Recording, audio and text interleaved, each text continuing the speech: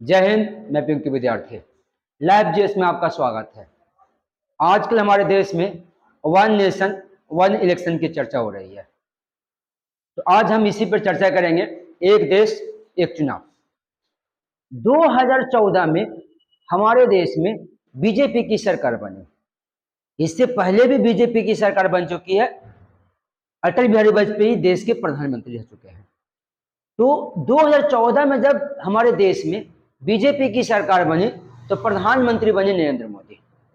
अब नरेंद्र मोदी की कार्यकाल वाली सरकार ने वन नेशन वन इलेक्शन की मांग की, यानी एक देश एक चुनाव का डिमांड रखा।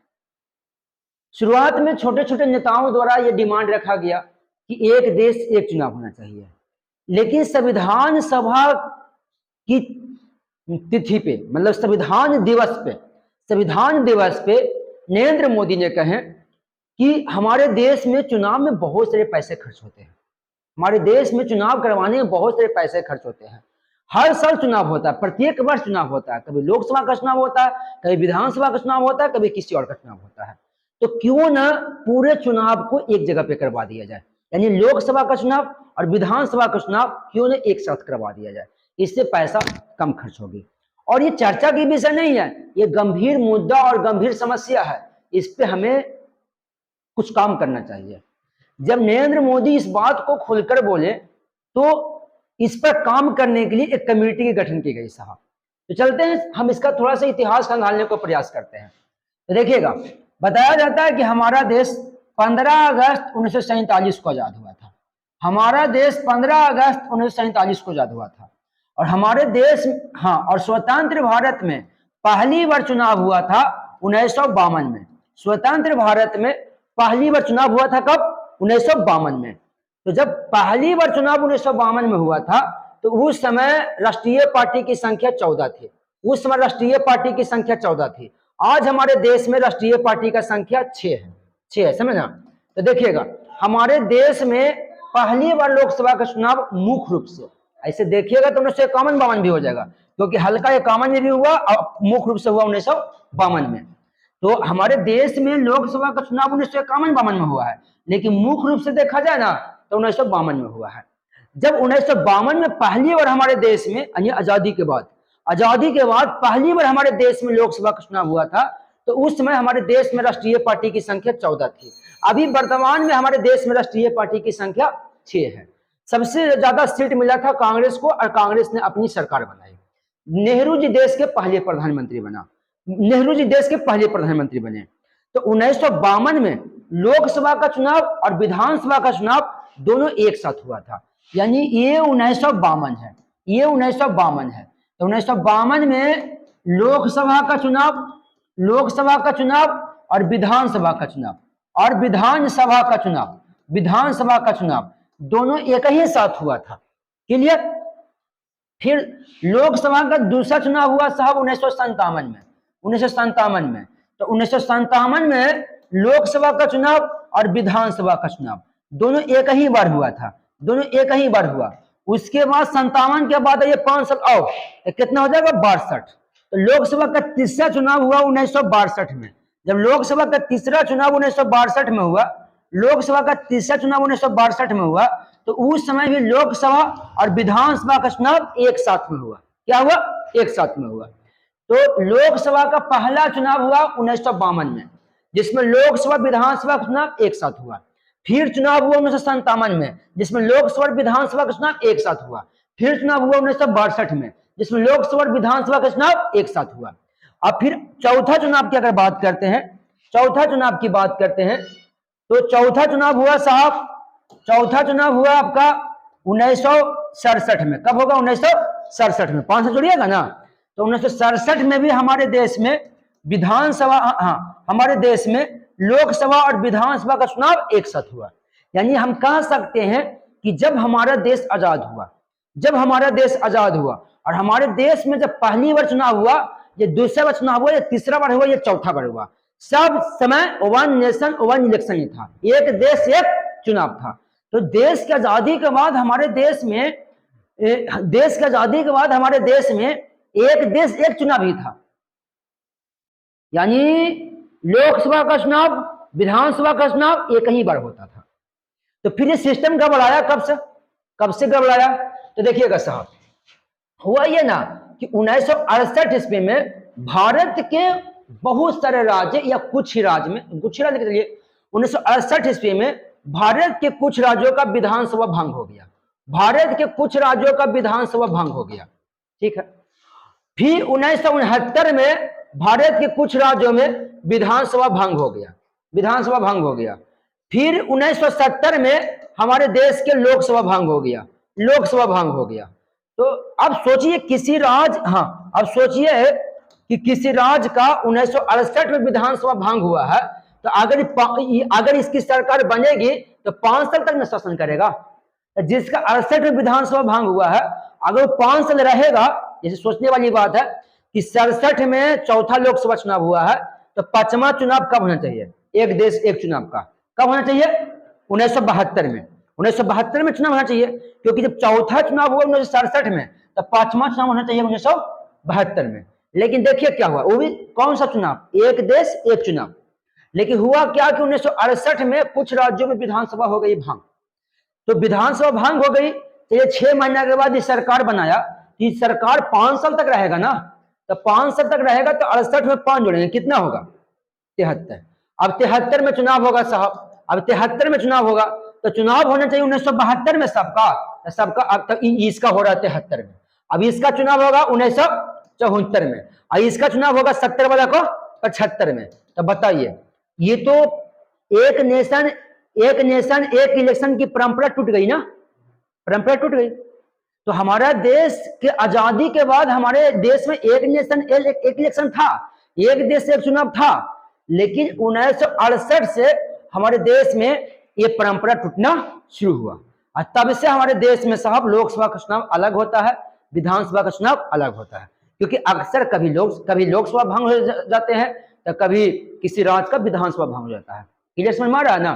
तो इस तरह से वन नेशन वन इलेक्शन का सिस्टम हमारे यहाँ टूट चुकी है। अब टूट चुकी है। अब होता क्या है कि हमारे यहाँ एक बार होता है लोकसभा का चुनाव, फिर हमारे राज्यों में विधानसभा का चुनाव होती है। तो जो बड़े पार्टियां जो होते हैं ना, और जो बड़े पार्टियां या जो मुख्यमंत्री ये सोच रहे हैं कि 3 से 4 राज्यों में हमारी सरकार होनी चाहिए, वो विकास से ज्यादा चुनाव प्रचार में ही समय दे देते हैं।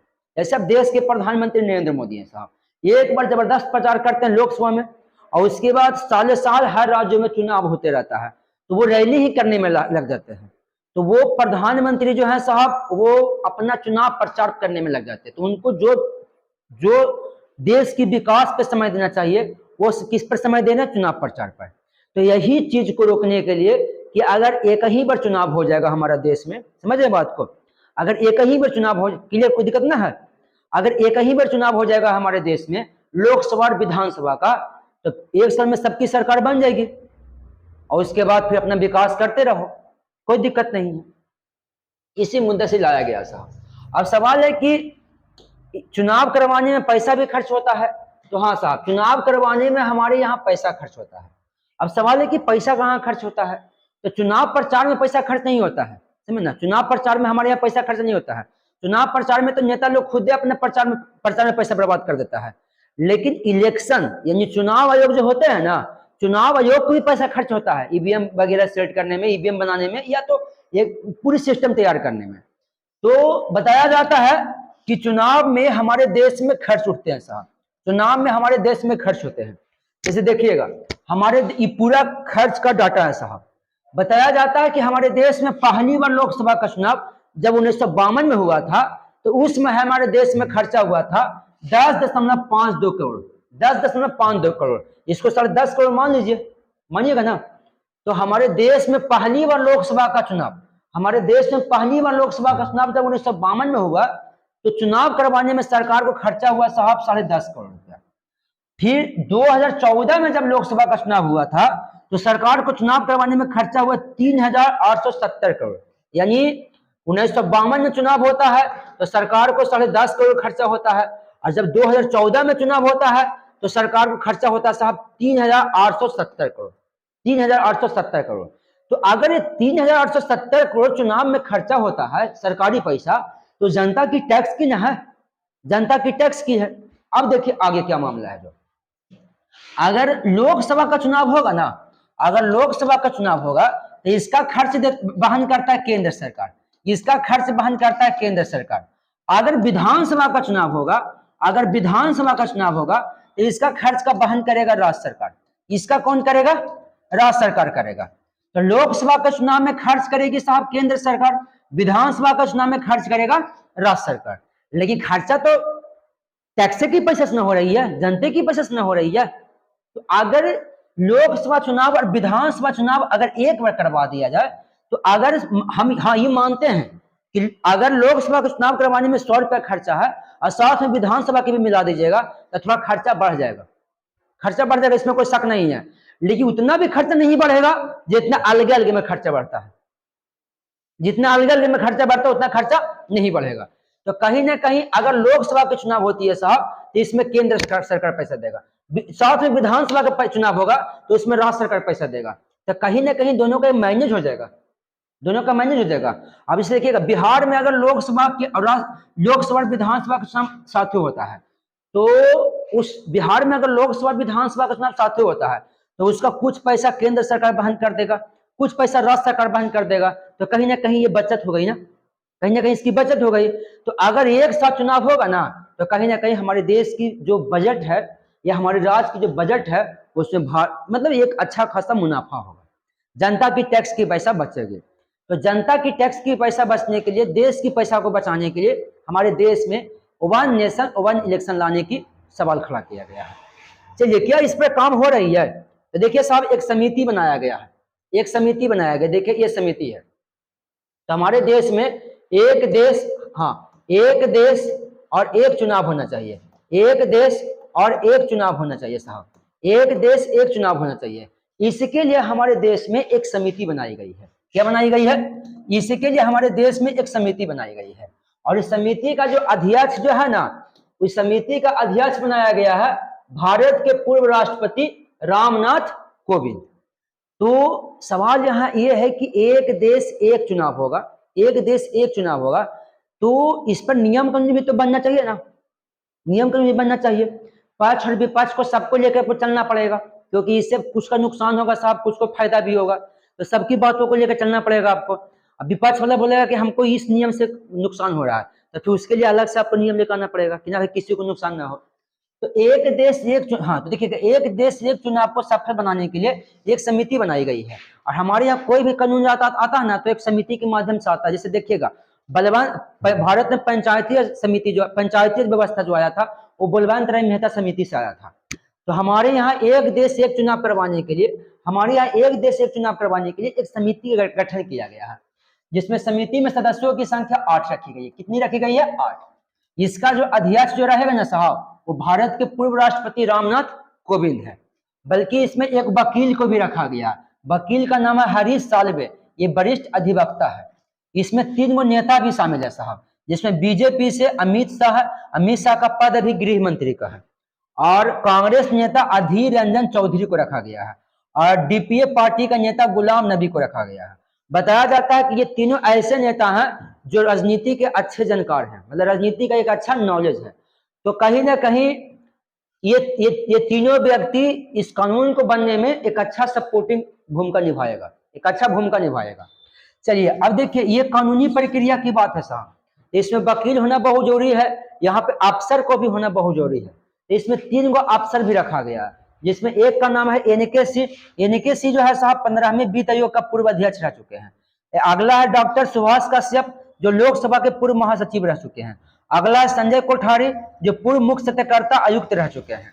तो अगर पूछा जाए कि एक देश एक चुनाव के लिए समिति बन रही है, समिति में सदस्यों की संख्या कितना? 8 है। 8 है साहब, 5 3 8 है, ठीक है। जिसमें अध्यक्ष है भारत के पूर्व राष्ट्रपति रामनाथ कोविंद, वकील के रखा गया है, 1 रखा गया है, नेता के रखा गया है, 3 रखा गया, और अफसर के रखा गया है, 3 रखा गया, अफसर भी इसमें 3 है साहब। तो ये इसकी समितियां हो गई, ये इसकी क्या हो गई? समितियां हो गई।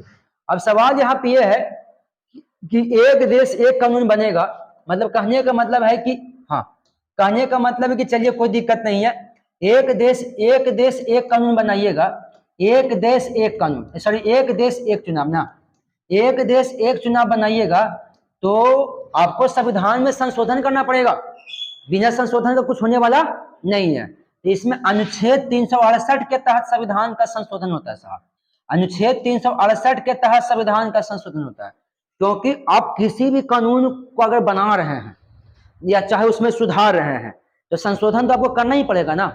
तो एक देश एक चुनाव को लेकर कानून बनाते हैं तो अनुच्छेद 368 के तहत संशोधन करना पड़ेगा। और आपको संशोधन करना पड़ेगा टोटल 5 अनुच्छेदों में। कितने अनुच्छेदों में संशोधन करना पड़ेगा? टोटल 5 अनुच्छेद, 5 नहीं, टोटल 5 अनुच्छेदों में आपको संशोधन करना पड़ेगा।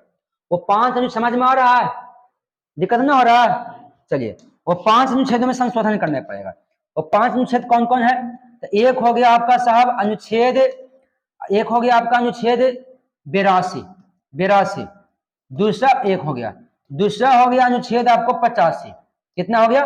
85। नहीं तो ये 83 हो जाएगा। सुबह 83 बताए थे, 83 और 83 85, ये हो जाएगा अनुच्छेद 83, ये हो गया 85। और तीसरा में हो गया अनुच्छेद 172 और चौथा में हो गया आपका अनुच्छेद 174। और पांचवा की अगर बात किया जाए, पांचवा की अगर बात किया जाए तो ये हो गया अनुच्छेद 356। तो ये 5 ऐसे अनुच्छेद है ना जिसमें आपको हर हाल में संशोधन करना पड़ेगा। चलिए, अनुच्छेद 73 में क्या कहा गया? तो अनुच्छेद 83 में, अनुच्छेद 83 में क्या कहा गया? अनुच्छेद 83 में विधान, सॉरी, अनुच्छेद 83 में संसद की कार्य अवधि है साहब, संसद की कार्य अवधि है, कार्य अवधि। अब संसद की कार्य अवधि है तो संसद की कार्य अवधि है तो इसमें आपको संशोधन करना पड़ेगा, कुछ ना कुछ कानून लेकर आना पड़ेगा।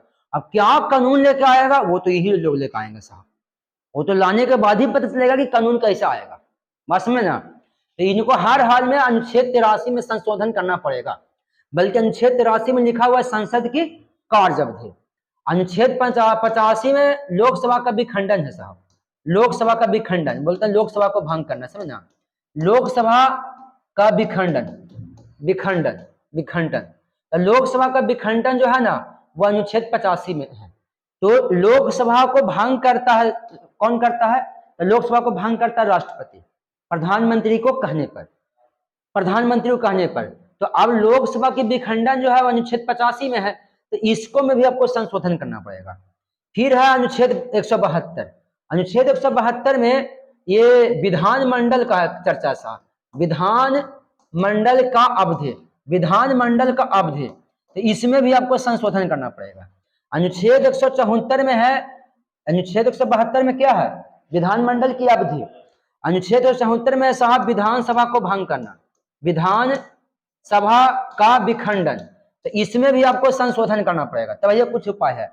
अनुच्छेद 356 में साहब राष्ट्रपति शासन, राष्ट्रपति शासन, राष्ट्रपति शासन, इसमें भी आपको संशोधन करना पड़ेगा।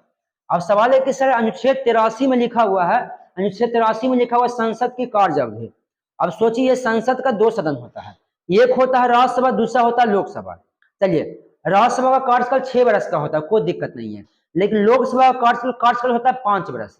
और आपको कहना है कि सब चुनाव एक ही बार हो गए, लोकसभा का भी चुनाव एक ही बार हो गए, अब पूरा देश का विधानसभा का चुनाव एक ही बार हो गए।